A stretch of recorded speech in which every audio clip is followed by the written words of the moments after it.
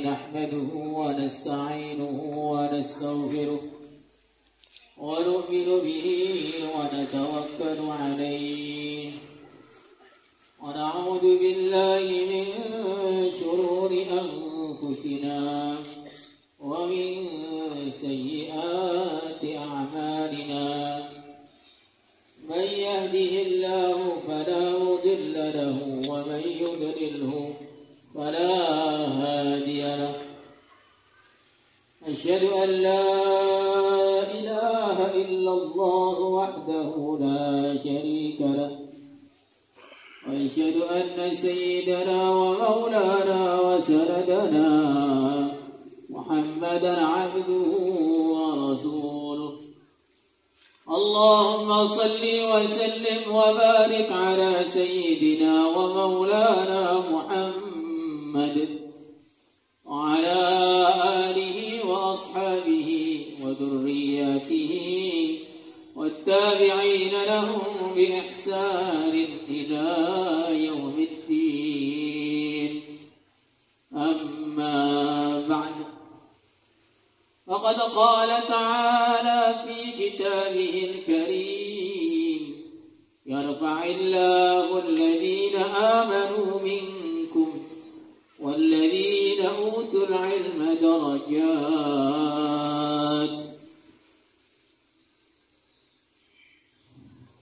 Hadirin, hadirat, para bapak, para ibu, para ustadz, para wali santri, para santri, para tokoh-tokoh masyarakat yang hadir di majelis ini, yang saya hormati dan saya muliakan.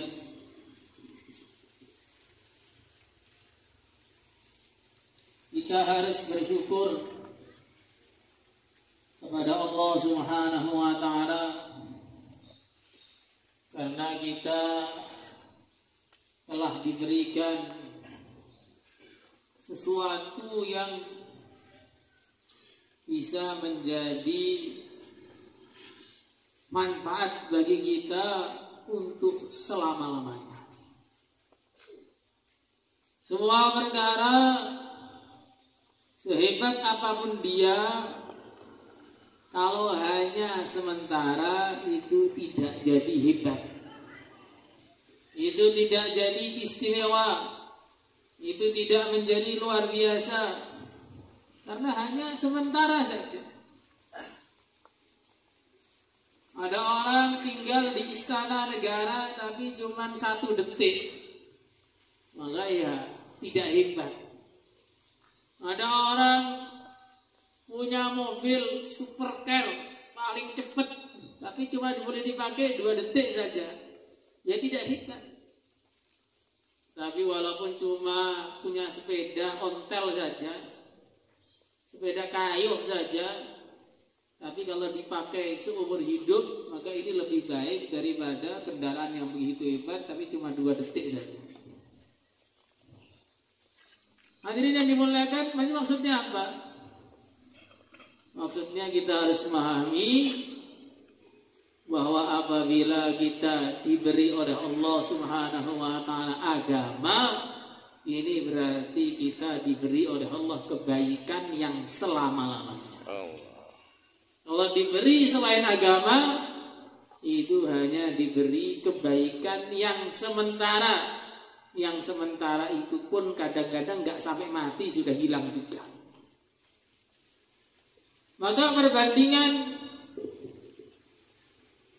ilmu yang kekal, yaitu ilmu agama, dengan perbandingan ilmu yang sementara, yaitu ilmu dunia, ini bagaikan orang yang naik kapal laut, berwisata bersama teman-temannya. Ini orang-orang para mahasiswa ini berwisata bersama teman-temannya naik kapal laut. Nah, kodanya orang tua yang tidak pernah sekolah. Maka para mahasiswa ini merasa lebih hebat, merasa lebih istimewa, merasa memiliki sesuatu yang tidak dimiliki oleh sang nahkoda. Hingga akhirnya mereka datang satu persatu untuk mencaci maki nahkoda tadi. Satu orang datang kepada nahkoda, "Wahai kakek tua, tahukah kamu ilmu matematika?" Maka nahkodanya diam saja bilang, "Apa itu matematika? Jangan bilang mati-mati begitu, nanti bahaya ini tengah laut." Maka anak muda ini tersenyum mengejek, mengatakan, hidup sekali nggak tahu matematika, rugi kamu." Ada lagi mahasiswa kedokteran datang, "Wahai kakek tua, tahu nggak ilmu kedokteran?" "Apa itu kedok-kedok itu apa itu?" "Bukan kedok, ini kedokteran." "Nggak tahu saya." Maka mahasiswa tadi dia pergi berlalu sambil menyeringai, mengatakan, hidup sekali nggak tahu kedokteran, rugi." Maka datang mahasiswa dari berbagai jurusan yang lain, satu persatu tuh ngejek, "Kamu tahu ilmu ini?" "Nggak tahu." "Kamu tahu ilmu ini?" "Nggak tahu." "Oh, rugi kamu. Hidup di dunia nggak pernah sekolah, rugi."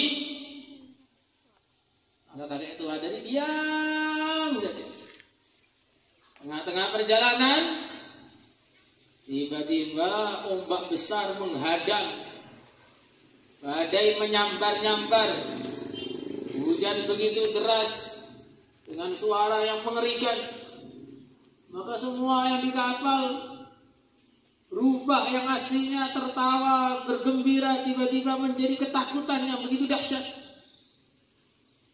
Maka kakek tua tadi datang kepada anak-anak muda yang ngejeknya tadi. Anak muda, kalian tahu nggak ilmu tentang berenang?" "Oh, nggak tahu, nggak ada kolam renang di depan rumah kami ini, hutan semua sawit." Maka kakek tua tadi mengatakan, "Ketahuilah, ilmu yang kamu banggakan tadi semuanya sekarang nggak ada gunanya. Kapal ini mau tenggelam, yang selamat hanya yang bisa berenang. Cuma saya mau selamat tinggal." Akhirnya kakek tadi berenang selamat, yang lain tenggelam semua. Ilmunya tidak ada gunanya. Begitulah di dunia ini. Orang ahli ilmu agama ditertawakan sama orang-orang ahli dunia. Apa itu ilmu agama?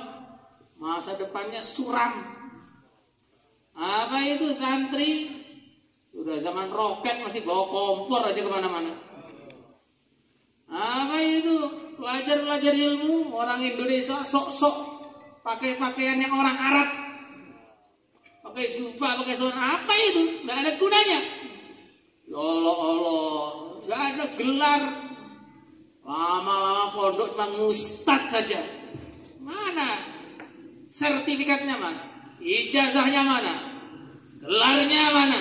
Woi, caci maki. Begitu sampai dikubur, ternyata yang dibanggakan semua nggak ada gunanya, hanya ilmu agama yang bisa menyelamatkan. Allah. Ini fakta. Ini gambaran bagaimana kadang-kadang memang ahli batil itu selalu mencaci maki orang-orang yang mengamalkan agama. وَيَصْنَعُ الْفُلْكَ وَكُلَّمَا مَرَّ عَلَيْهِ مَلَأٌ مِّن قَوْمِهِ سَخِرُوا مِنْهُ قَالَ إِن تَسْخَرُوا مِنَّا فَإِنَّا نَسْخَرُ مِنكُمْ كَمَا تَسْخَرُونَ. Nabi Nuh, orang yang mengamalkan ilmu, ya ahli agama sebelum kita, begitu juga nasibnya sama. Tengah-tengah bangun kapal, kaumnya lewat. Apa ini Nuh?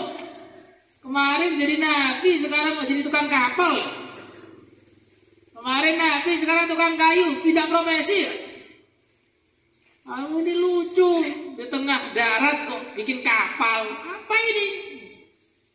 Maka Nabi Nuh mengatakan, In tasharu minna fa inna nasharu minkum kama tasharun. Jawabku, kamu menganggap kami ini lucu. Saya sebenarnya lebih menganggap kamu ini lucu. Kamu ini hamba Allah, tinggal di bumi Allah, dapat rezeki dari Allah, merasa bisa sukses tanpa taat kepada Allah. Lebih lucu lagi. Manusianya apa sih? Manusia hanya setetes air mani saja. Manusia ini apa sih? Manusia ini hanya tanah liat saja. Manusia apa sih? Manusia sesuatu perkara yang gak bisa apa-apa. Manusia yang begitu lemah ini, kok berani-beraninya menantang Allah yang Maha Kuasa. Bukan hanya menentang Allah. Kalau cuma menentang Allah itu banyak. Kadang-kadang orang iman juga gak sholat itu juga bagian dari menantang Allah. Ada yang lebih keliru lagi. Menentang Allah, perasaannya sukses dengan cara menentang Allah. Nah, ini lebih parah lagi. Menentang itu sudah satu kesalahan besar. Merasa sukses dengan menentang Allah, itu kesalahan yang lebih besar lagi. Maka hadirin yang dimuliakan oleh Allah Subhanahu wa taala, kalau kita ini punya putra-putra yang belajar agama, yang mengamalkan agama, jangan khawatir terhadap masa depannya. Kenapa gak khawatir? Karena orang ini taat kepada Allah. Jangan pernah mengkhawatirkan masa depannya orang yang taat kepada Allah. Khawatirkanlah kalau anak-anak kita ini mereka maksiat kepada Allah. Itu perlu dikhawatirkan, harus dikhawatirkan. Maka dikatakan dalam Al-Quran, Alaihissallahu bikafin abdah wa yuhawwifunaka billadina min dunih. Allah lah yang mencukupi hamba-hambanya. Tetapi sebagian hamba Allah itu malah menakut-nakuti hamba-hamba yang taat kepada Allah dengan perkara-perkara yang tidak ada manfaatnya atau mudaratnya bagi mereka sama sekali. Ini manusia ini lucu. Yang berada di jalan yang benar, banyak yang menakut-nakutinya. Bahaya ini. Masa depan kamu bagaimana? Masa tua kamu bagaimana? Nasib anak-anak kamu bagaimana kalau hanya mengamalkan agama? Banyak orang begitu. Tapi gak pernah kita dengar orang ngomong, kalau kamu maksiat kepada Allah, nanti di akhirat bagaimana? Mati kamu bagaimana? Gak pernah dipikirkan. Padahal orang yang maksiat itu loh, gak pernah ada yang hidup terus, gak ada. Coba buktikan. Boleh saja maksiat terus, gak ngamalkan agama, boleh. Syaratnya kalau malaikat Israel datang bisa kita usir. Boleh saja kita ini berani kepada Allah, tidak mau mengamalkan agama Allah, tidak belajar ilmu dari Rasulullah, boleh. Syaratnya kalau ada gempa bisa kita tahan dengan kaki kita. Jangan gempa, tahan nih, berhenti. Nah, kalau begitu bisa berhenti, boleh. Sayangnya katanya negara sudah maju seperti Jepang, negara sudah maju seperti Amerika, angin datang dikit saja sudah bingung semua. Bumi bergetar dikit saja sudah bingung semua. Lah begitu kok berani-beraninya menentang Allah itu. Modal apa kita itu, hadirin yang mulia? Maka hadirin yang dimuliakan oleh Allah Subhanahu wa taala, kita harus merubah mindset kita. Harus mengubah pola pikir kita. Yang dulu punya pola pikir khawatir kalau anaknya hanya ngamalkan agama saja, mau jadi bagaimana? Sekarang kita rubah. Kalau anak saya dan diri saya gak ngamalkan agama, nasibnya di akhirat bagaimana? Ini harus dirubah begitu. Selagi para wali santri ini belum punya pikiran yang seperti itu, maka nanti punya anak belajar agama itu nanti nggak merasa bangga sama sekali. Punya anak orang-orang yang hafid Quran itu nggak syukur sama sekali. Apa hafid Quran nggak bikin saya kenyang? Hafid Quran nggak datangkan uang. Ini belajar agama malah menghabiskan dana dan biaya saja. Nanti jadi seperti itu pikirannya. Kenapa? Karena memang pikirannya, mindsetnya, ya, itu hanya dunia saja, masih di bawah tempurung. Tapi kalau pikiran kita sudah akhirat, jangankan kau lihat anak hafid Quran, lihat anak punya pemahaman satu masalah ilmu saja kita akan syukuran besar-besaran. Seperti yang terjadi pada seorang raja, yang dia punya anak, anaknya ini bebal. Dimasukkan ke pesantren selama 10 tahun. Yang Anaknya bebal, diajari apa saja nggak paham. Maka akhirnya suatu hari raja ini membuat surat kepada kiainya, saya mau berkunjung, anak saya sudah 10 tahun di tempat Tuhan, saya ingin berkunjung, mau melihat hasil dari belajarnya anak saya. Maka pesantren itu menyambut besar-besaran tuan raja yang mau datang itu. Itu sampai sudah di hadapan semua orang ditanya sama raja tadi. Anakku, selama 10 tahun ini apa yang sudah kau pahami? Maka anaknya itu diam saja. Lama mikir, gak ada ingat. Setelah ditunggu sekian lama, guru-gurunya sudah deg-degan semua. Waduh, ini kok nggak ada nyantol sama sekali pemahamannya. Maka sang anak pun setelah lama mikir, nyantol satu hal. Iya Pak, saya tahu orang haid nih katanya tidak boleh sholat. Maka ayahnya ini langsung sujud syukur membuat selamatan satu negara, diundang selamatan semua. Kenapa diundang selamatan? Ini selamatan anak saya tahu satu hal, satu masalah dari ilmu agama. Ini lebih mahal daripada dunia dan segala isinya. Kenapa raja tadi bisa paham seperti itu? Karena pikirannya sudah dirubah. Bagaimana kalau orang itu mengamalkan agama, dia beruntung, akhirnya dia bisa selamatan gara-gara anaknya paham satu masalah dari ilmu agama. Tapi karena kita itu belum punya kepahaman seperti itu, anaknya hafid Quran pun, minta syukuran Pak hafid Quran, belum. Nah, kalau kamu sudah bisa ngimami, dapat gaji nanti syukuran. Nah ini bapaknya ini memang belum ahli agama. Akhirnya malah menjerumuskan anaknya bareng-bareng masuk neraka. Maka hadirin yang dimuliakan oleh Allah Subhanahu wa taala, inilah tujuan perkumpulan kita di sini sama-sama. Bukan hanya mau duduk-duduk saja, bukan hanya mau makan nasi saja, bukan hanya menghabiskan waktu luang di siang hari saja, tidak. Tapi kita ini pengen merubah cara berpikir kita, pengen merubah pandangan hidup kita, sehingga betul-betul punya keyakinan bahwa orang yang mengamalkan agama itu orang yang beruntung, orang yang tidak mengamalkan agama itu orang yang betul-betul buntung, betul-betul rugi yang sebenar-benarnya. Kalau kita tetap tidak percaya, ya nanti di akhirat kita akan tahu. Tapi kalau di akhirat ya tahu itu sudah nggak ada gunanya. Ada sebagian orang bilang, apa itu akhirat-akhirat? Kita itu yang nyata-nyata aja. Kita itu yang nyata-nyata saja. Gak usah bicara-bicara akhirat. Kita itu yang nyata-nyata saja. Ini adalah sebodoh-bodohnya orang itu ya orang seperti ini. Yang cerita akhirat itu siapa? Yang cerita akhirat bukan para ustadz. Yang cerita akhirat bukan para ulama. Yang cerita akhirat bukan para kiai. Cerita akhirat itu dari para nabi, para rasul. Semuanya punya misi yang sama, semuanya punya dakwah yang sama,